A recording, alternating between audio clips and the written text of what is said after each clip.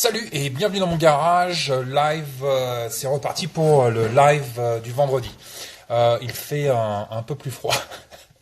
Ça commence, ça commence à être l'hiver dans le garage. Donc c'est parti pour un nouveau cycle. Avant de commencer, comme d'habitude, je voulais vous rappeler que je reçois énormément de questions, énormément de messages, que je ne peux pas bien évidemment répondre à tout le monde, qu'il est très difficile, comme on l'a vu avec les lives avec Gilles cette dernière semaine, il est très difficile de réellement développer un sujet. Parfois on touche à des sujets extrêmement complexes. Je pense par exemple aux Indiens la semaine dernière ou lundi. Mais donc c'est des sujets qui sont extrêmement complexes et c'est très difficile de développer ces sujets-là sur 5-10 minutes durant le live. Tout ça pour dire, c'est juste pour appuyer un petit peu sur le fait que on aborde des sujets parfois très complexes, que je n'ai pas forcément le temps de répondre à tout le monde et que je n'ai pas forcément le temps de répondre et de vraiment développer ce que j'ai à dire sur 5-10 minutes. Donc voilà. Aussi, je voulais remercier certains contributeurs au blog, notamment Raphaël, François, Étienne, Jérémy, Mathieu, Pierre, Brice. Vraiment, merci à vous au travers du blog et de vos contributions. C'est vraiment hyper généreux et c'est vraiment hyper sympa. On va commencer. On va commencer le live avec quelques questions.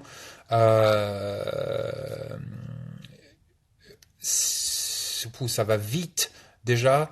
Donc bonjour à tout le monde. Vous êtes nombreux à nous avoir contactés avec Gilles pour nous dire que vous avez vraiment apprécié les lives, les 3 lives qu'on a fait avec Gilles. Moi, je me suis bien amusé. Je pense que ça s'est plutôt bien passé. J'entends Toutone qui veut rentrer dans le garage. Je vais la laisser dehors aujourd'hui. Je vais prendre quelques questions. Peut-être qu'on va commencer.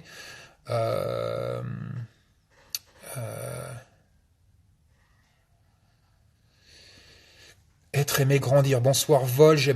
J'aime beaucoup quand tu abordes des sujets plus profonds comme la semaine passée. Est-ce que tu te verrais faire davantage de live de ce genre? C'est très enrichissant pour nous. Oui, encore, bien évidemment, c'est toujours plus facile quand je suis avec quelqu'un en live. Parce qu'on peut rebondir, on peut s'échanger et tout ça. Mais j'essaye toujours de prendre des questions de fond. Je parsème, c'est comme jardiner en fait.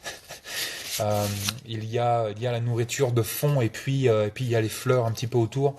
Mais donc j'essaye de parsemer de questions un petit peu plus simples et rapides qui peuvent aider le plus de monde possible. Mais effectivement, moi, ce qui m'intéresse, c'est les questions de fond. On va essayer de faire ça. On va prendre la première question de Alex André sur Facebook. Comme ça va vous laisser le temps d'arriver et de nous poser des questions sur Instagram. Alex André, je me reconvertis dans le bâtiment alors que je travaillais dans le tertiaire. Peux-tu nous parler de ta propre carrière et les choix que tu as eu à faire pour t'adapter au fil de ta vie? Alors, je suis un produit de l'éducation nationale française, c'est-à-dire que ça a été un parcours pour moi assez brutal, difficile. Très tôt, comme je le dis toujours, j'ai été très allergique à l'école. Pas forcément la transmission, pas forcément l'éducation, pas forcément l'histoire, la géographie, le français, tout ce bordel-là, mais juste la manière dont ça a été, dont c'est fait. Beaucoup de mal avec beaucoup de profs, et donc ça a été très difficile pour moi. Et généralement, quand c'est très difficile pour quelqu'un en France, on n'a pas vraiment beaucoup de choix. On est vite mis sur des voies un petit peu de garage.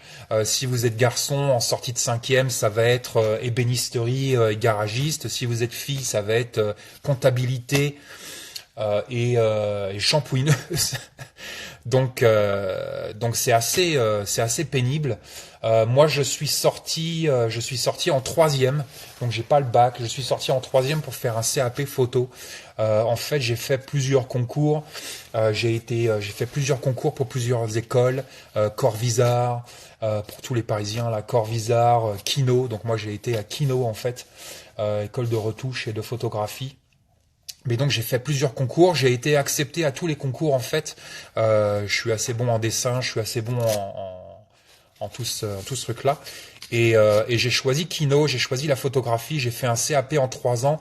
On était la dernière classe en fait de retouche photo à le faire à la main. Les classes d'après sont passées à l'ordinateur. Et donc en fait, c'est assez bouché, c'est assez compliqué pour des gens comme nous. Généralement, quand on pense CAP, on pense cancre, inepte, à tout travail. Mais c'est pas grave parce que je savais que mon avenir était plutôt bouché en France et donc je me suis cassé aux States. Arrivé aux States, j'ai fait plein de petits boulots en fait. J'ai travaillé dans plein de trucs. Ce qui m'a toujours animé, la seule chose dont j'étais toujours sûr, c'est que je ne serai jamais dans le salariat. J'ai jamais été dans le salariat, j'ai jamais voulu être dans le salariat. J'ai toujours été allergique au salariat. J'ai toujours voulu être mon propre électron. En voie libre, et donc j'ai jamais cherché de travail vraiment. Il y a eu 1 ou 2 fois où j'étais un petit peu dans la merde et j'ai été obligé vraiment de faire des boulots, notamment un boulot pendant 1 an, vraiment difficile à Los Angeles. Mais donc là on devait vraiment payer le loyer. Mais sinon j'ai pas eu à chercher de travail. Pourquoi? Parce que j'ai toujours été volontaire. J'ai toujours été volontaire, j'ai toujours voulu bosser par moi-même, j'ai toujours voulu donner dans l'excellence et non la médiocrité. Même si j'avais un boulot vraiment de merde, et j'ai eu vraiment des boulots de merde, je me suis toujours appliqué, j'ai jamais eu cette sensation du oh je suis trop haut ou trop bien pour ce travail-là. J'ai jamais pensé comme ça. J'ai jamais eu peur de redescendre et de toujours repartir à zéro. J'ai jamais eu peur de réapprendre un métier. J'ai jamais eu peur de faire des travails, des trucs manuels vraiment merdiques. Et donc j'ai jamais en fait galéré, à part 1 ou 2 fois, mais vraiment très succinctement. Pour répondre à ta question. Moi aussi, j'ai atterri dans le bâtiment beaucoup, et c'est un choix que j'ai vraiment apprécié. J'ai énormément appris dans le bâtiment. J'ai rencontré des gens absolument fantastiques.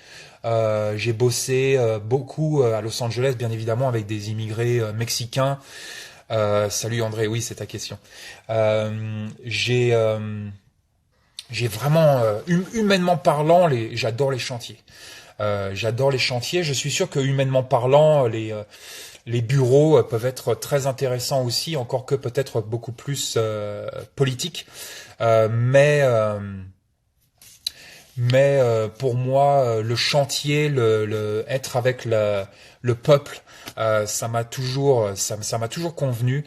Et donc, je pense que ce que je voudrais dire avec tout ça, c'est que n'écoutez personne d'autre, surtout pas l'éducation nationale.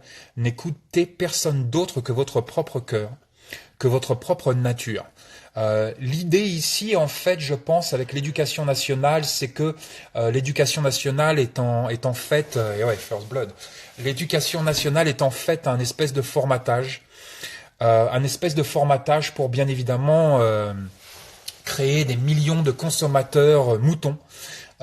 Qui vont bosser pendant 42 ans, payer leurs taxes, partir à la retraite, si possible, vivre le moins longtemps possible à la retraite. C'est peut-être pour ça qu'il nous file à bouffer de la merde. Et donc, mon message aujourd'hui par rapport au boulot comme ça, par rapport au tertiaire, par rapport à toutes ces choses-là, c'est d'écouter votre cœur et bien évidemment de de réellement découvrir votre nature. Alors ça tombe bien parce que la deuxième question, c'est de Eric Ouattré. Bonjour Vol-Ouest, le séjour de Gilles Lartigot au Montana. Salut Gilles. Au Montana a l'air d'avoir changé quelque chose dans sa vision de la vie. Penses-tu que dans la mesure du possible, nous devrions voyager plus pour élargir notre façon de penser? Encore merci pour les lives extrêmement enrichissants, blablabla. De rien, merci à toi. Euh, et donc découvrir sa propre nature, ça veut dire aussi faire un certain voyage intérieur pour se découvrir. Je pense que on nous demande d'avoir certaines compétences à l'école pour plus tard entrer sur le marché du travail sans vraiment trop savoir quelle est notre nature, sans vraiment avoir eu trop le temps de découvrir un petit peu qui on était. Et effectivement, les voyages peuvent avoir cette force de déformer les valises et former la jeunesse. Et effectivement, j'ai fait pas mal de voyages qui sont bien évidemment venus nourrir la découverte de ma propre nature. Et par nature, j'entends voilà, qu'est-ce qui me convient, qu'est-ce qui me convient pas, à quoi je suis allergique, à quoi je suis pas allergique, qu'est-ce que je veux faire dans la vie, qu'est-ce que je ne veux pas faire dans la vie. C'est aussi important que de savoir qu'est-ce qu'on veut faire. Par exemple, je ne voulais pas être salarié. Et donc voilà, très important de faire ce voyage intérieur. Si ça passe par des voyages extérieurs, pourquoi pas. Mais par contre, je ne pense pas qu'il faille voyager pour élargir notre façon de penser. Encore une fois, ça dépend où on voyage, avec qui on voyage, pendant combien de temps on voyage, sous quelles conditions on voyage, etc., etc. Les voyages comme ça peuvent se faire très simplement. On n'a pas besoin d'aller tout au bout du monde. J'ai pas besoin d'aller marcher jusqu'au Machu Picchu pour me découvrir.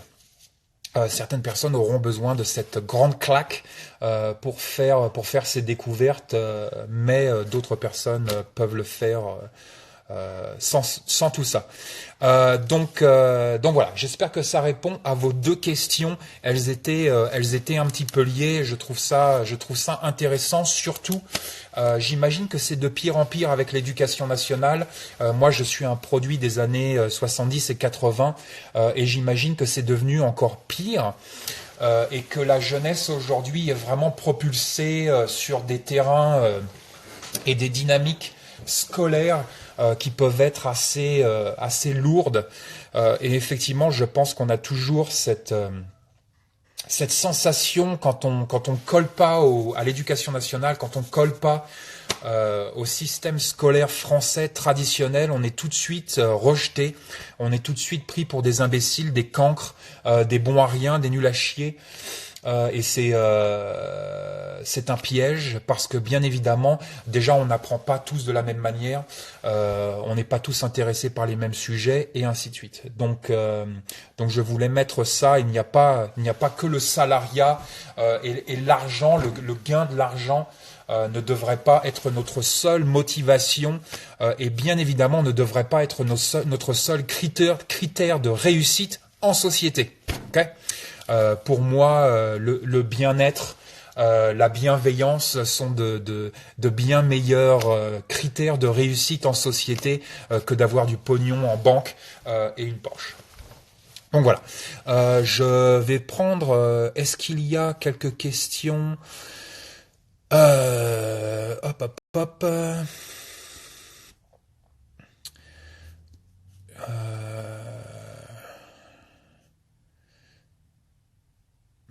Non, je ne vais pas en reparler. J'ai déjà fait un article. Basco 91, salut, une introduction prochaine au booby trap en prévention et éventuel cambriolage. Je l'ai dit 150 fois, j'ai fait un article sur le blog. Allez voir sur le blog.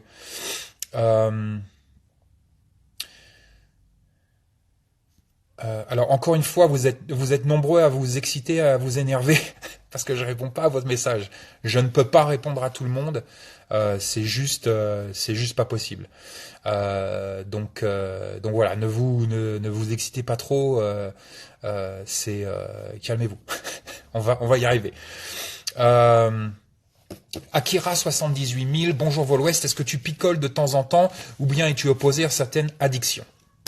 Alors entre picoler de temps en temps et addiction, il y a un fossé. Moi, je suis, encore une fois, j'essaye d'être le plus modéré possible.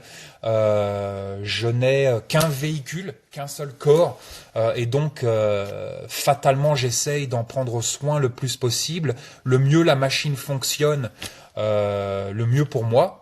Le mieux je me porte, mais je suis pas non plus, je suis encore une fois, je suis pas un religieux moi.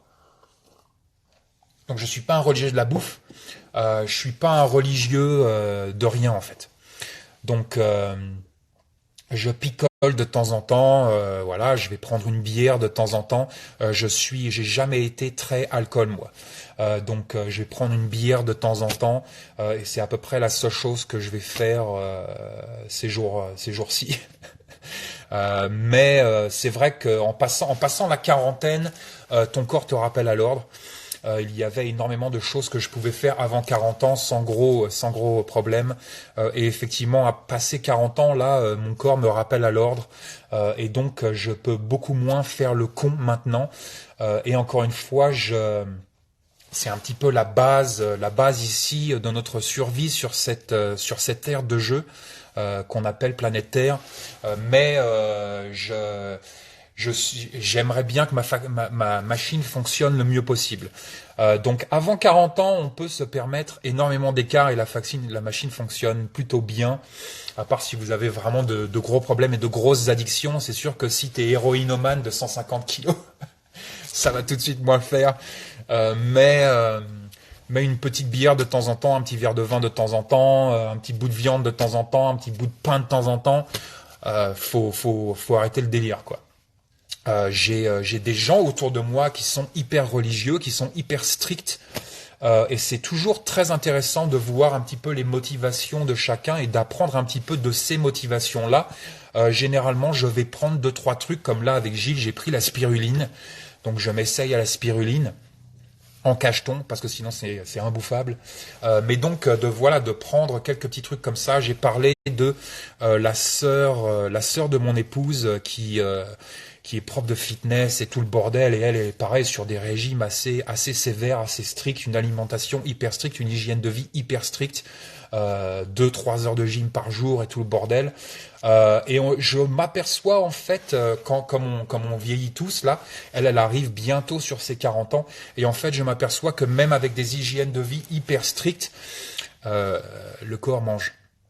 Le corps mange d'une manière ou d'une autre. C'est-à-dire que si on fait des excès dans le trop, notre corps va nous rappeler à l'ordre, et si on fait des excès dans le pas assez, nos corps vont nous rappeler à l'ordre. Donc je suis pour le parti de la modération. Je suis aussi pour la la bienveillance de nos esprits, et de notre faculté, de nos facultés psychologiques. C'est-à-dire que je trouve qu'on fait énormément, notre cerveau fait énormément violence à notre corps aujourd'hui, que ce soit par des contraintes alimentaires spécifiques pour des raisons ou une autre qui viennent du cerveau, que ce soit des addictions qui vont venir impacter notre corps, qui viennent de notre cerveau. Donc tout ça pour dire que on a tous un Hitler en nous qui vit dans notre cerveau, et donc c'est aussi à ça qu'il faut faire attention, et je pense que la modération est une très bonne chose pour justement venir un petit peu calmer cette force et cette pulsion, et parfois ces compulsions qui viennent de l'esprit, en fait, qui viennent de notre esprit, de la pensée, de la machine à penser, j'appelle ça la machine à penser, et qui font vraiment énormément mal au corps. Je pense que nos corps, putain, en prennent gros. Et je pense que beaucoup de choses pourraient être évitées. Donc voilà, effectivement, je picole de temps en temps, mais rien de ça. Je peux même pas dire que c'est picoler. Je suis pas religieux par rapport à ça. Pour une autre question.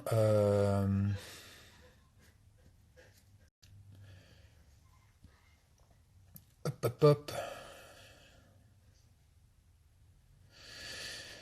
Bûcheron doubiste, le doux, très bien, Ledou. L'inverse est vrai aussi, quand tu t'en sors bien à l'école, on te pousse à faire des études qui t'intéressent pas forcément. Oui, c'est exactement ce que je disais, c'est-à-dire que même si tu es bon à l'école, tu arrives à 18, 19, 20 ans, on te demande de choisir une carrière. Ça se trouve, à 25 ans, tu vas t'apercevoir que, bon, c'était pas génial, quoi. Euh, quoi d'autre? Euh, putain. Ouais, vous êtes tous sur la Chiappa là. La Chiappa, j'en ai déjà parlé, Little Badger, peu importe. Tout ce qui sort de chez Chiappa, c'est de la merde, les gars. Donc voilà, c'est fait. Euh,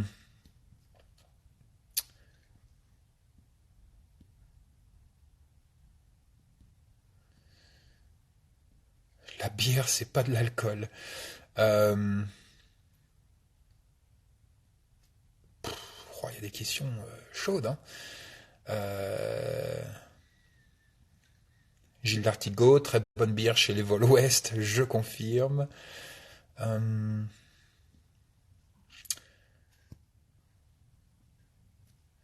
Euh, The Real Mighty Mike, salut Vol, dans Hit 2, tu parles du trauma kit pour Kira. Nous sommes nombreux à avoir certainement un canidé en compagnon. Peux-tu nous en dire plus quant à son contenu? J'ai fait un article sur le blog.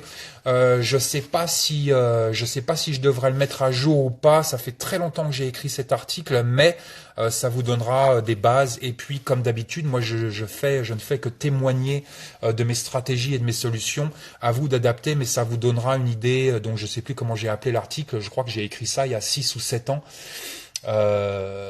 Trauma kit pour chien, le chien, je sais plus ce que j'ai, voilà, mais j'ai fait l'article.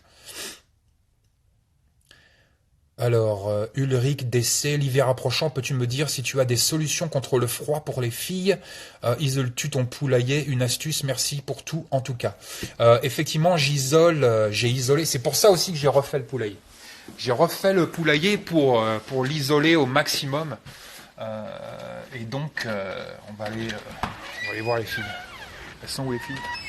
Ah putain, mais il fait beau dehors là. Il y a du soleil et tout. Donc c'est pour ça que j'ai démoli le poulailler. Le poulailler était là avant. Et donc ça c'est le nouveau poulailler. Une des grosses améliorations que je voulais faire, c'était de rajouter de l'isolation. Donc chaque porte, j'ai fait des photos. Je vais déposer les photos sur le blog.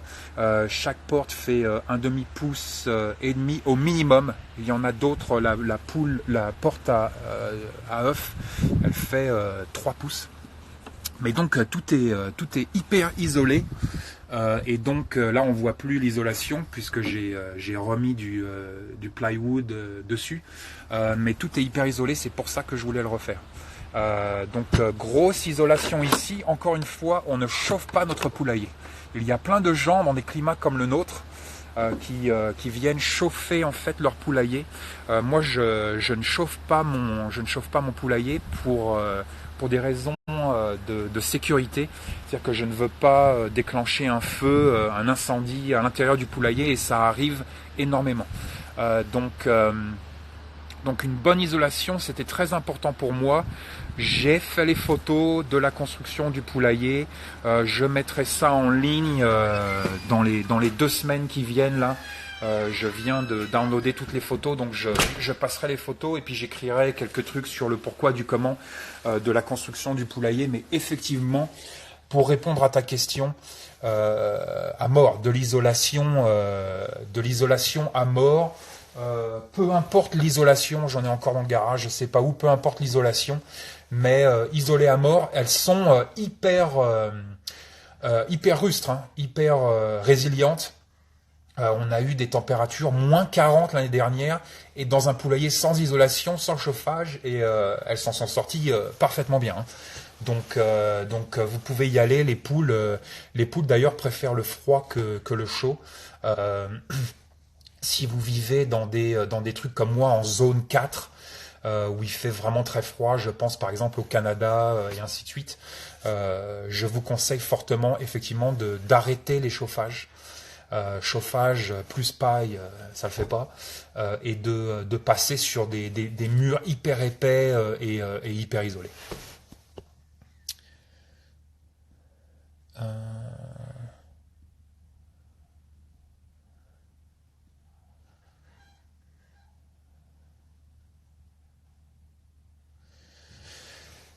Septiago, c'est vrai que le sujet sur les Indiens était intéressant. Peux-tu développer? Merci. Euh, je peux pas vraiment développer. Déjà c'est mon expérience. Peut-être que la vôtre sera différente. Peut-être que d'autres gens ont eu d'autres expériences. Moi, je ne peux que témoigner de mon expérience. Mais voilà, comme je l'ai dit, énormément de problèmes avec les Indiens. Ils ont un taux d'alcoolisme ultra élevé. Ils ont un taux de femmes battues ultra élevé. Ils ont un taux d'abus ultra élevé. C'est la merde. C'est la merde, c'est le bordel. Encore une fois, pour moi, ce qui m'a le plus choqué, effectivement, c'est le traitement des animaux.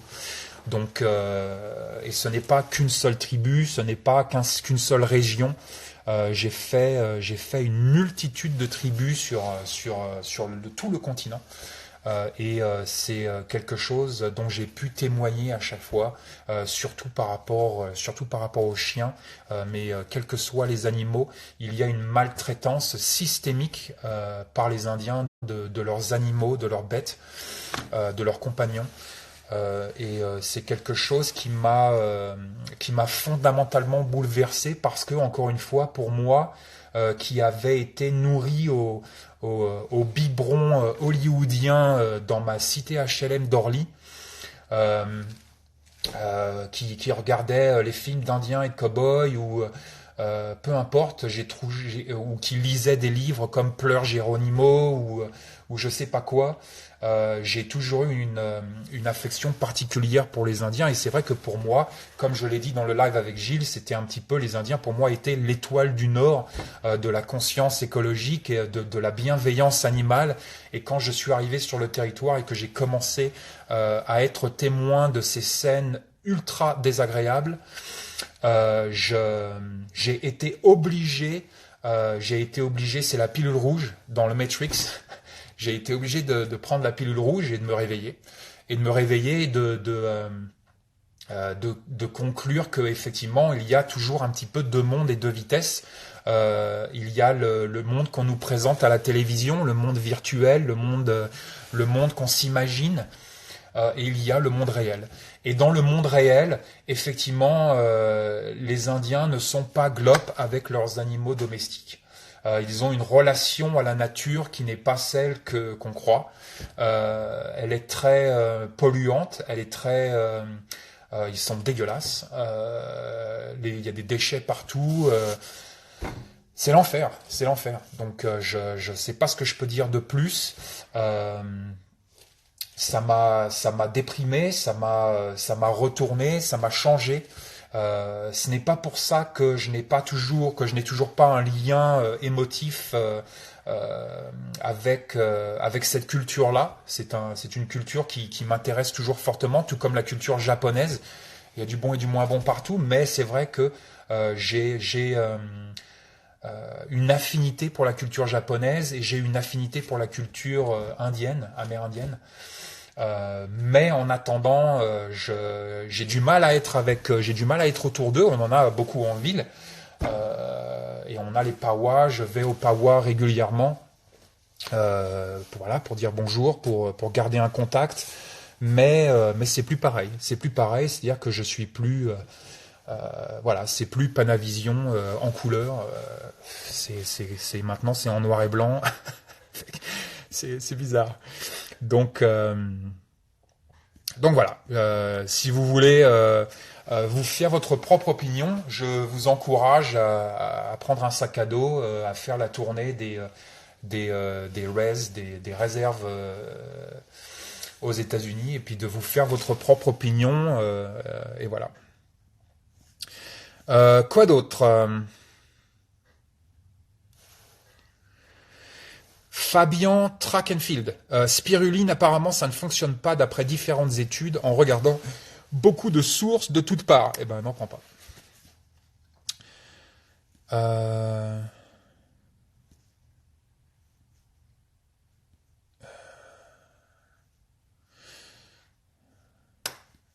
euh,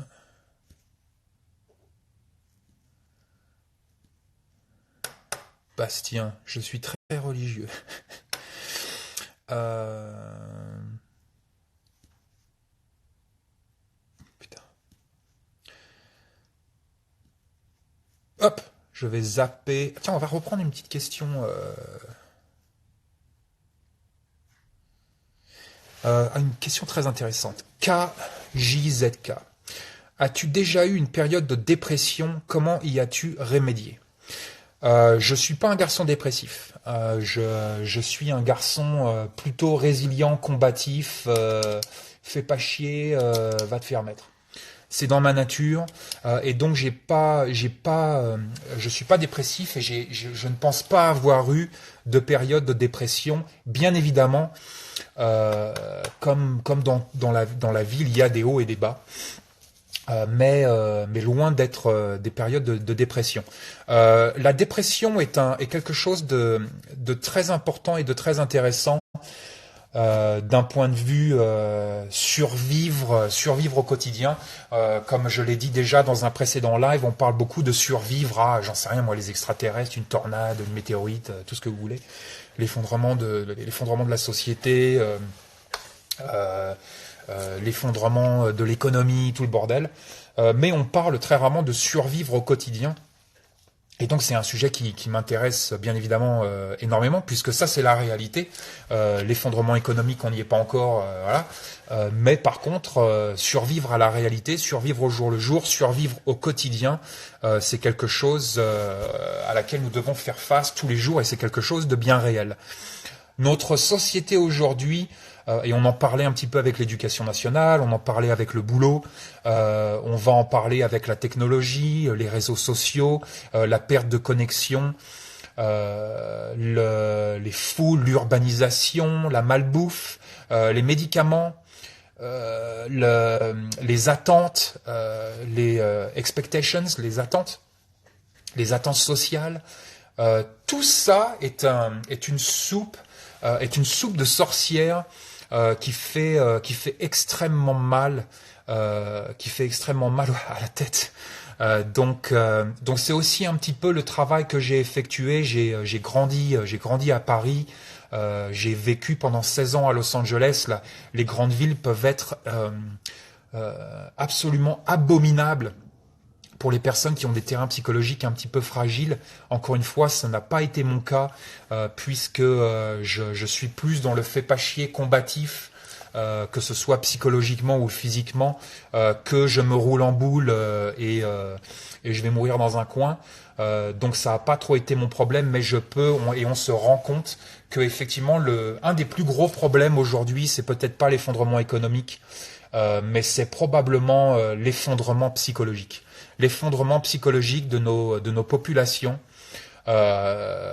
Si on part par exemple sur un sujet hyper délicat, hyper complexe, ne vous emballez pas, mais si on part par exemple sur les gamins aux États-Unis qui prennent une arme et qui tirent sur leurs camarades ou qui se suicident, peu importe, mais donc ce qu'on appelle les mass shootings aujourd'hui, erronément, merci les médias.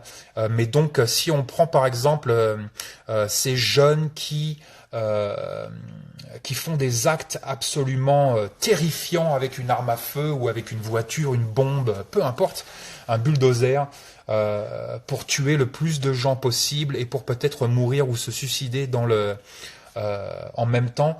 On parle ici d'une problématique psychologique absolument déconcertante. Tout de suite, la gauche, encore une fois, je suis pas de gauche ou je suis pas de droite, mais la gauche tout de suite parle vient s'attaquer à l'outil, à l'arme à feu, au camion, peu importe, mais refuse d'entamer la discussion sur effectivement le terrain psychologique de ces jeunes, le terrain psychologique de nos enfants, et par conséquent donc le terrain psychologique de nous, des parents. On aurait énormément de choses à dire ici et je pense que effectivement ça commence par la nutrition, comme on le voit avec Gilles. Ça commence par devenir les acteurs de notre propre bien-être, c'est-à-dire de ne pas attendre de quelque chose, d'une intervention divine pour tout d'un coup revivre ou pour tout d'un coup peut-être avoir une vie qui ressemble aux vies qu'on peut voir défiler sur Instagram et ainsi de suite. Toutes ces choses-là jouent psychologiquement énormément aujourd'hui. Je pense qu'on est dans une époque de rupture psychologique vraiment intense. On n'a jamais été aussi nombreux, mais on s'est jamais retrouvé aussi seul. Les réseaux sociaux, c'est une calamité. Les pressions sociales sont une calamité. L'éducation nationale fait des ravages. Pour les raisons qu'on a expliquées plus tôt. Et donc on se retrouve en fait avec un terrain psychologique hyper instable parce que tout devient hyper instable autour de nous. Et je pense que survivre à un terrain psychologique instable devrait faire partie de nos stratégies de survie, que ce soit pour nous-mêmes ou dans notre entourage. On a tous eu quelqu'un ou on a tous quelqu'un dans notre entourage qui nous fait une calgonite. Et donc, c'est important d'avoir dans notre boîte à outils Mère Denise. Alors je ne sais pas tout ce que ça veut dire, je ne sais pas ce que ça veut dire tout ça. Je sais que personnellement j'ai eu malheureusement à gérer ce type de problématique, notamment avec mon meilleur ami qui s'est donc suicidé. Avec qui j'étais venu aux États-Unis, avec qui on avait commencé des projets absolument fantastiques, qui malheureusement a eu des problèmes psychologiques assez sévères, qui est reparti en France, qui en France n'a pas été compris, suivi.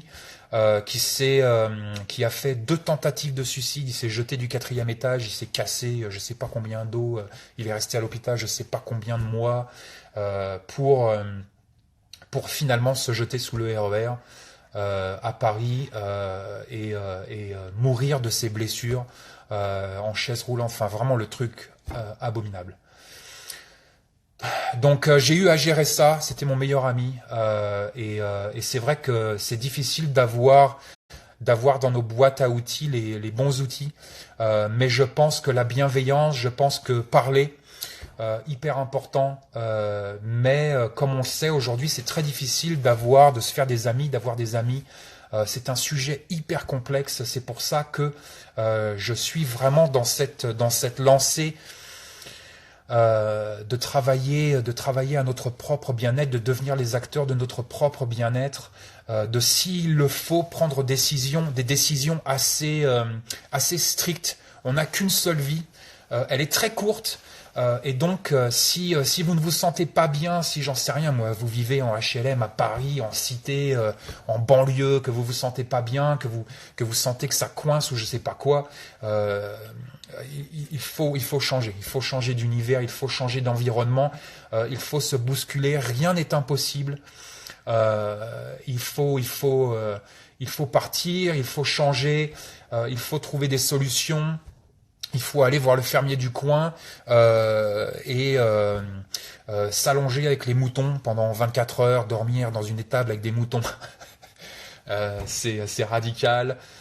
Parler, revenir à des choses simples, éviter la complication. Les technologies peuvent être assez néfastes. On voit là nos jeunes passent énormément de temps à jouer aux jeux vidéo. Je sais pas ce que ça va faire on sait pas ce que ça va donner dans 20 ans. Moi personnellement, je jouais dehors. Donc tout ça est à prendre en compte, mais effectivement, je pense que de créer encore une fois un univers en parallèle qui n'est pas contre société, qui n'est pas de la destruction de la société, mais qui est peut-être une construction en parallèle d'un environnement qui nous correspond. Qui correspond à nos natures. On en revient à la nature du début de cette discussion, du début de ce live. Je crois que c'est hyper important. Je pense que aujourd'hui, on est complètement et totalement déconnecté de nos propres natures et que le travail principal en fait aujourd'hui, c'est un petit peu de se reconnecter à nos natures. Et effectivement, ça passe par la nutrition, ça passe par la résilience psychologique, la résilience psychique, la résilience émotionnelle. C'est un champ de combat permanent aujourd'hui. Dans nos mondes modernes sont des champs de combat absolument permanents. C'est très difficile. Et si en plus on rajoute les contraintes un petit peu, par exemple environnementales, comme par exemple les contraintes urbaines, moi personnellement je ne pourrais pas imaginer devoir passer 1 heure le matin en RER, 1 heure le soir en RER pour aller bosser dans un bureau avec des gens que je n'aime pas forcément, à faire un boulot que je n'aime pas forcément, pour me faire taxer à la fin du mois. Putain, c'est effectivement c'est dépressif, quoi. C'est la dépression. Donc voilà, j'ai pas tous les éléments, j'ai pas toutes les solutions. Je sais ce qui a marché pour moi, je sais ce qui marche pour moi aujourd'hui, et je ne peux encore une fois que témoigner de mes stratégies, de mes solutions. Peut-être que ça va pas être les mêmes pour vous, peut-être qu'au contraire, certaines personnes sont dépressives à la campagne, qu'elles devraient. Je crois que c'était le cas de ma grand-mère. Toute sa vie, elle a rêvé d'habiter à Paris. Peut-être que j'en reparlerai. Ma mère arrive là cette semaine. Je vais essayer de faire un live avec elle. Ma grand-mère a toujours voulu vivre à Paris. C'était son souhait le plus cher. Malheureusement, ça l'a pas fait. Mais donc voilà, peut-être qu'il y a des gens, c'est l'inverse. Il y a des gens qui veulent venir en milieu urbain, qui revivent en milieu urbain plutôt qu'à la campagne. Donc à nous de trouver, à nous vraiment de coller. C'est pour ça que je dis toujours, je réponds toujours aux questions par ça dépend. Parce que ça dépend de qui vous êtes, d'où vous êtes, de ce que vous faites, de vos contraintes psychologiques, physiques, émotionnelles, psychologiques, familiales, économiques. Ce sont des sujets hyper complexes et peut-être que effectivement certaines personnes se trouveront mieux en milieu urbain qu'en milieu rural, d'autres personnes se trouveront mieux en milieu rural que milieu urbain. Le tout est de nous écouter nous-mêmes, de faire ce voyage interne et de reprendre possession de notre nature et donc de notre destin. Je vais prendre une petite question Facebook là de Jérémy Seldran. Jérémy Seldran, tu en as posé plusieurs. Blablabla. Jeremy. Jeremy, c'est un germe. Tu es un germe. Ok. C'est celle-là. Que penses-tu des alarmes personnelles accrochées au sac? Tu tires dessus, ça émet un son très fort. J'en ai équipé ma femme et ma fille sur le même thème. Devrait-on équiper le plus tôt possible nos enfants de téléphones portables? Ça me paraît essentiel d'un point de vue survivaliste. Et les traceurs GPS, si tu avais un enfant, lui mettrais-tu un traceur GPS dans le sac? Excellente question. Il y a des technologies comme ça qui sont hyper intéressantes pour nous et effectivement, tout ce qui pourrait aider un petit peu à minimiser le risque ou l'impact psychologique que peut avoir nos réalités sur notre psyché peut être intéressant. C'est-à-dire, si j'habitais en milieu urbain, que c'était vraiment un petit peu délicat, et puis un milieu urbain peut-être un petit peu difficile, et que j'avais effectivement des enfants, un enfant ou des enfants, je me pencherais sur certaines méthodes comme par exemple le GPS. Il y a des GPS aujourd'hui qui sont absolument fantastiques si la mise en action d'un GPS dans le cartable ou dans la chaussette de ma fille, ne mettez pas dans le cartable, dans la chaussette de ma fille par exemple qui part à l'école, pouvait soulager et minimiser l'impact psychologique que peut avoir le monde moderne et la réalité sur mon quotidien, alors je le ferai. Pourquoi pas? Pourquoi pas? Si ça peut aider, si ça ne fait de mal à personne, pourquoi pas?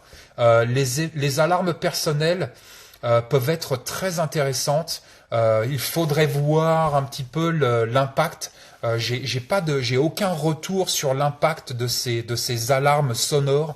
J'ai énormément de retours sur l'impact dans la rue des bombes lacrymogènes.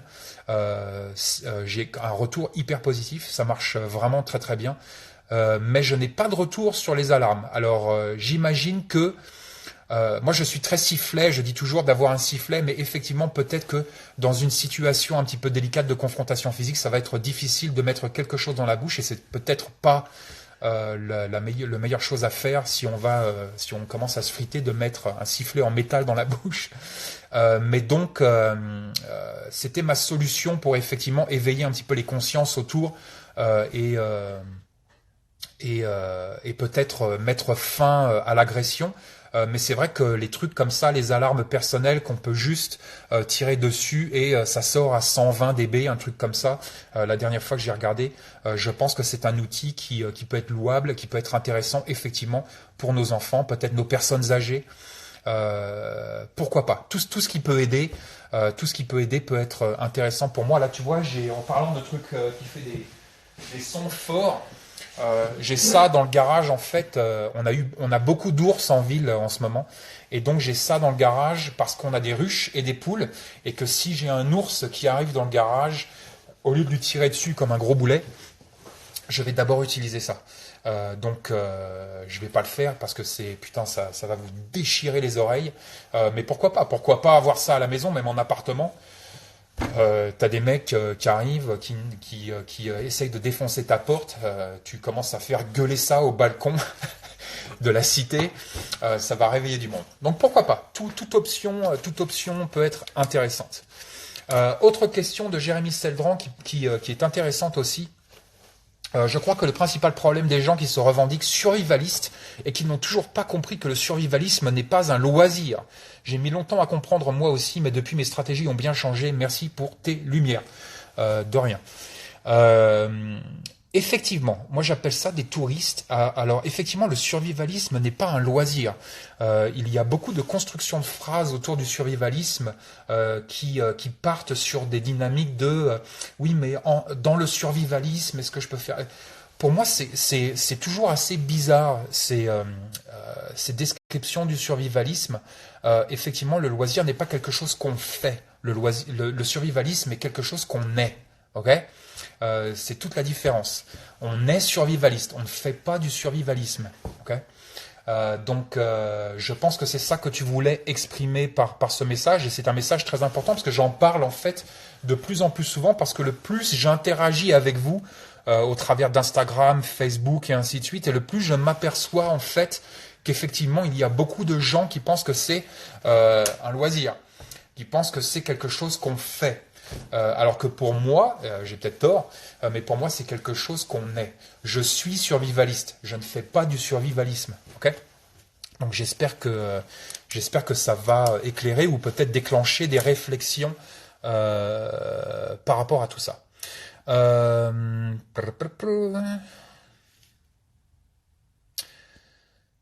Effectivement, First Blood 94, First Blood.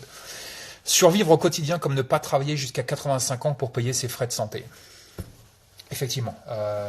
C'est toujours intéressant d'ailleurs de parler aux Américains, parce que les Américains ont une vision de la France et du système social en France qui est... alors là, pour le coup, les médias américains font la même qu'avec les médias français pour les Américains. Mais donc quand écoutes les médias américains et que tu entends les gens parler du système social français, c'est une description unicorne, c'est une description licorne. C'est une description pareil, Panavision en couleur. T'as l'impression que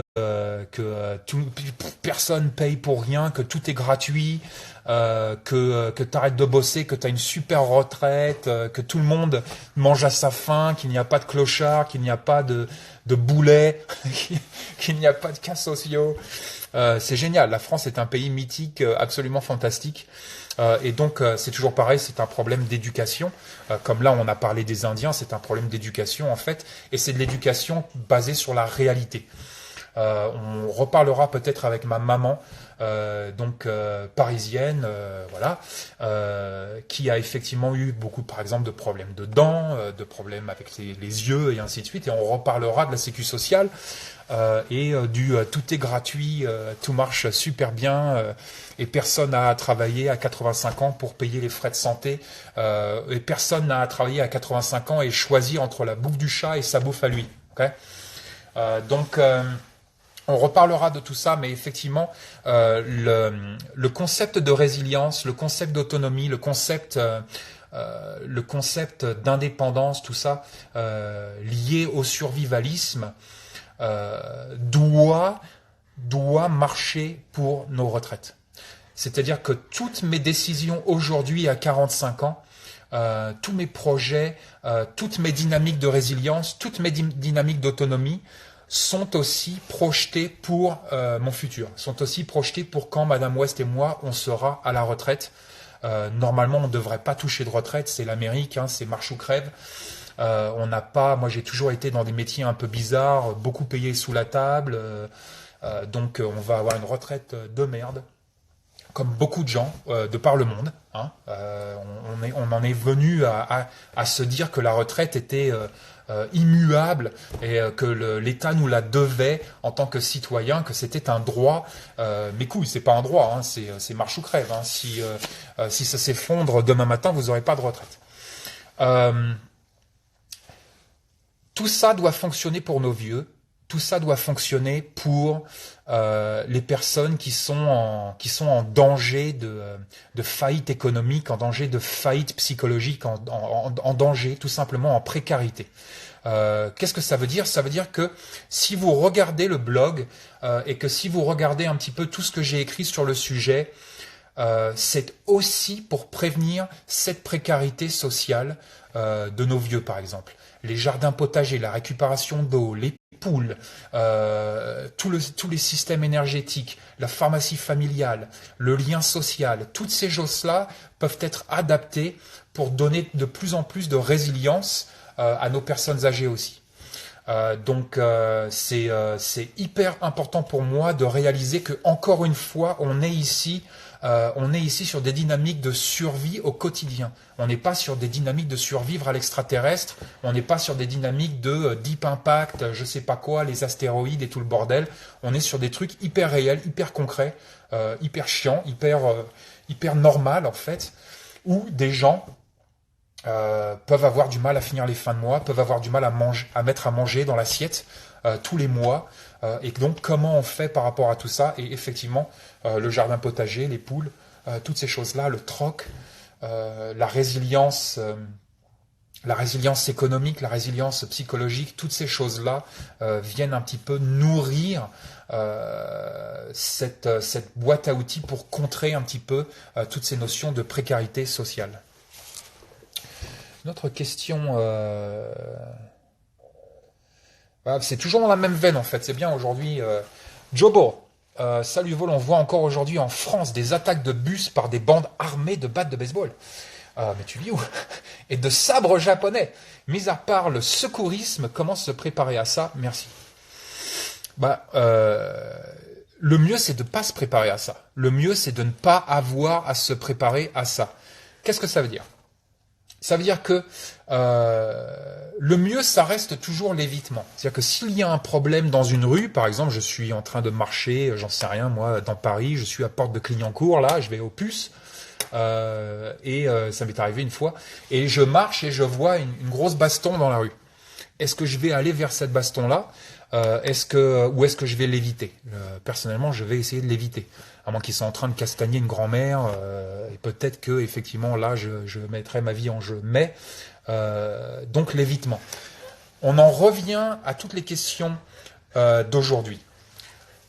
Réellement, établissez réellement une liste de choses que vous ne voulez plus voir dans votre vie et essayez de travailler à ça. Essayez de travailler au fait que, putain, moi, je ne conçois plus de vivre dans un environnement où mon bus serait attaqué par des bandes armées de sabres japonais.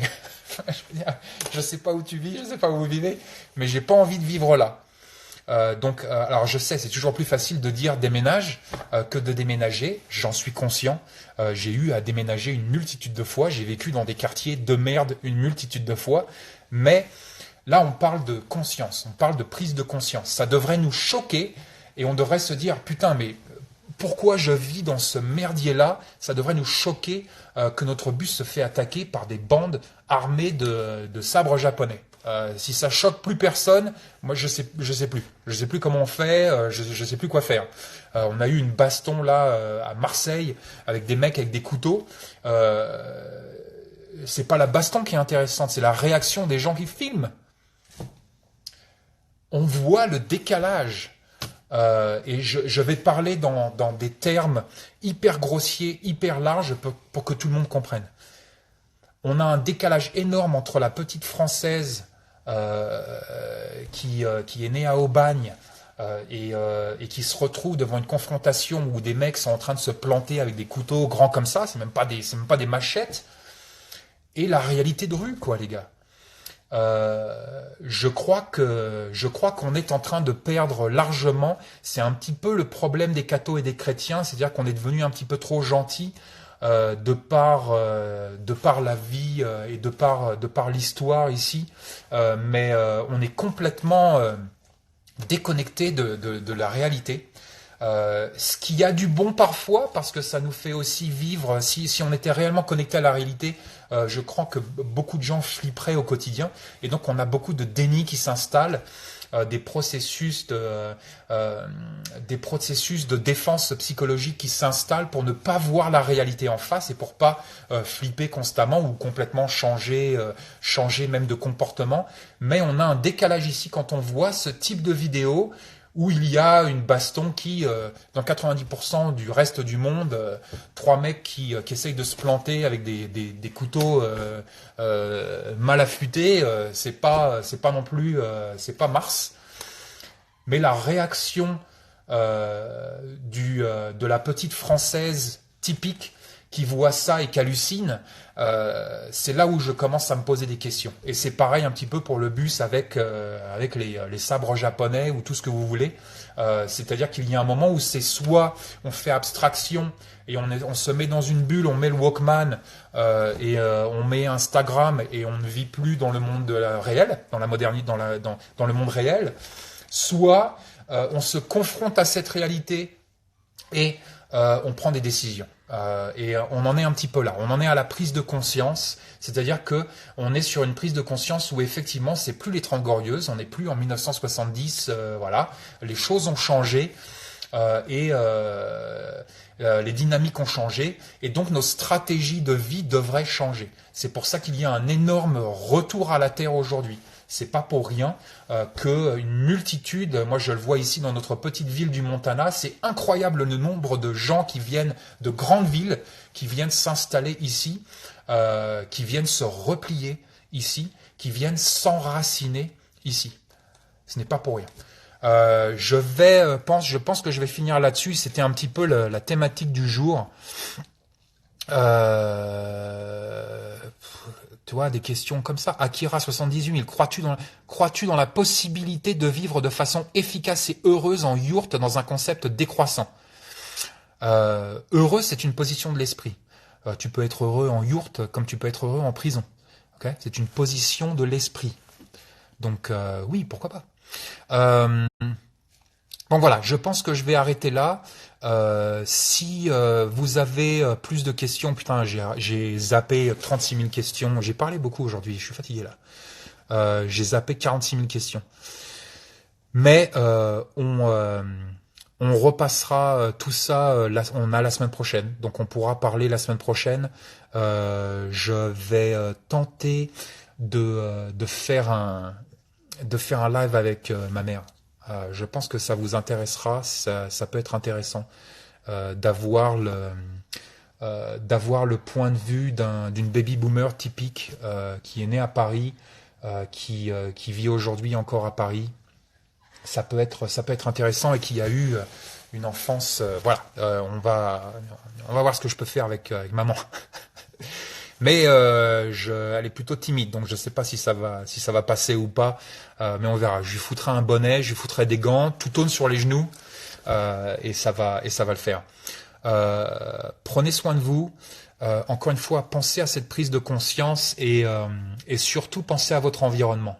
Je crois que l'environnement, on en parlait avec Gilles. Je pense que l'environnement est la clé de beaucoup de choses. Donc voilà. Prenez soin de vous, stay safe, à la semaine prochaine.